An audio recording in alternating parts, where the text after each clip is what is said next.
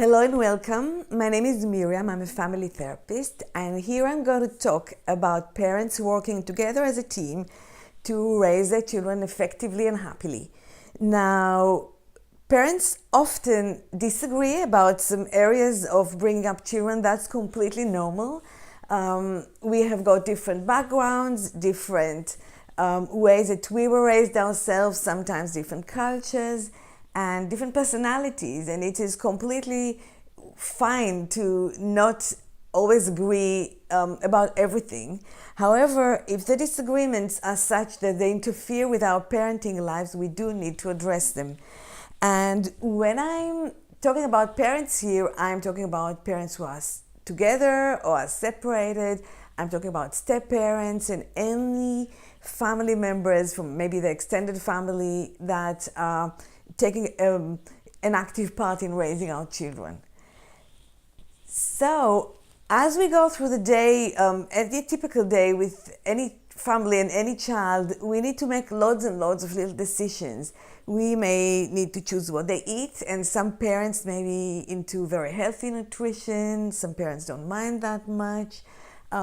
We need to decide about their bedtime. Is it flexible? Is it very set? How do we respond when they are not speaking to us very nicely?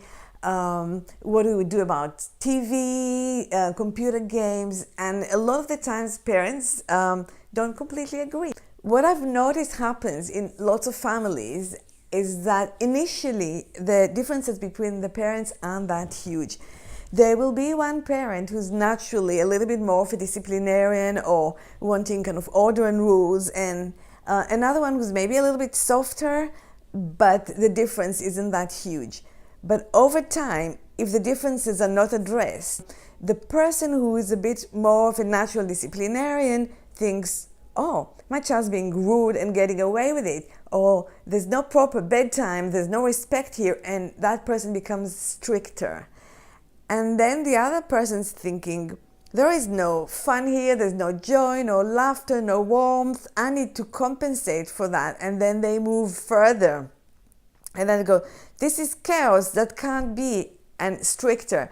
And over time, parents become more and more polarized and their children fall into the gap.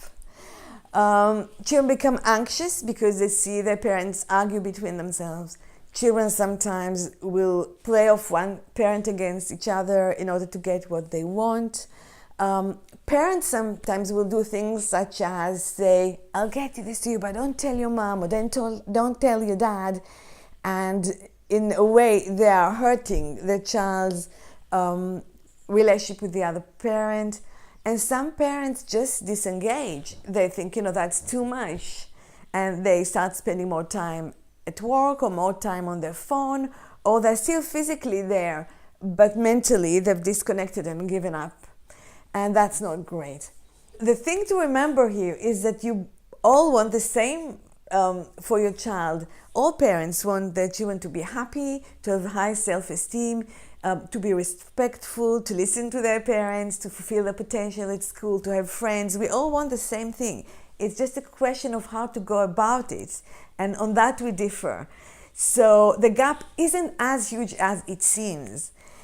And if you talk to parents who are more into discipline, they will tell you that they would love to have more fun. And if you talk to the parents who are more lenient and soft and understanding of their children, they too want their child to behave. And so really both parents need to hold both aspects, the one of the basically teaching the children to behave and to be respectful, and the fun, love, understanding.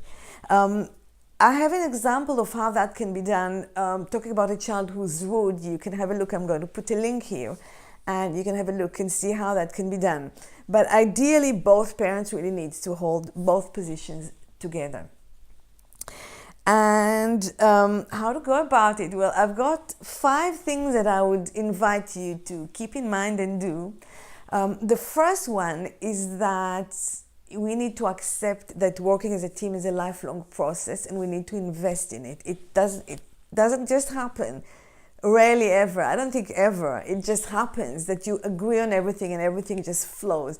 This is kind of a bit of a romantic nonsense. It's almost like they're happily ever after when you get together as a couple and everything is supposed to happen without any disagreement. That is not right. It doesn't happen like that in real life. You do need to work at it. So that's the first thing that I wanted to say.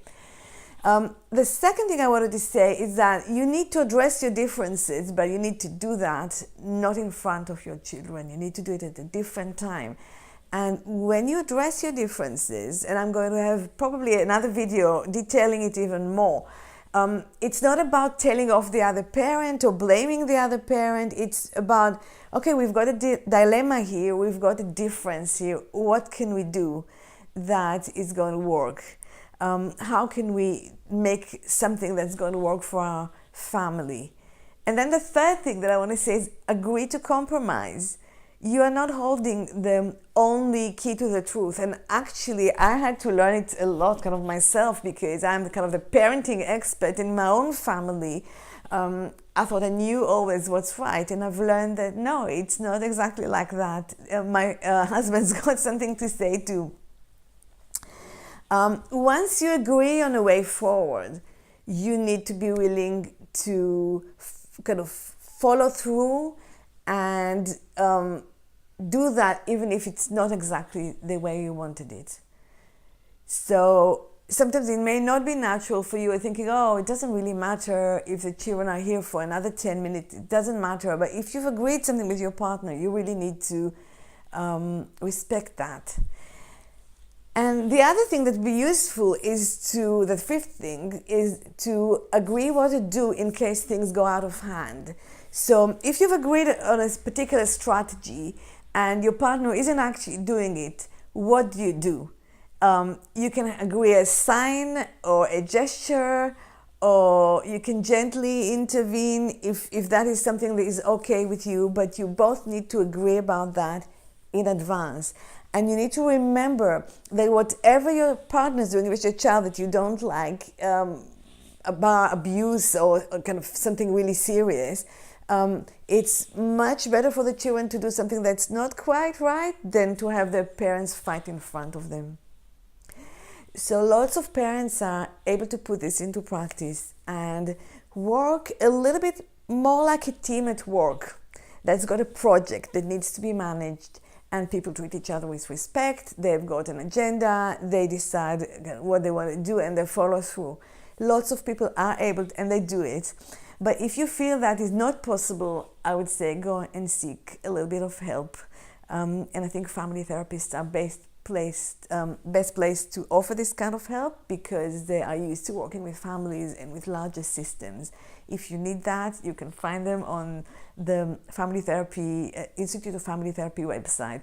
But most parents really do not need that. And if they're willing to talk together, they can sort things out. So thank you very much for listening. I'm glad you're here still. If you like the content, please like, subscribe, really important for me. Thank you very much and take care. Enjoy your children. Bye.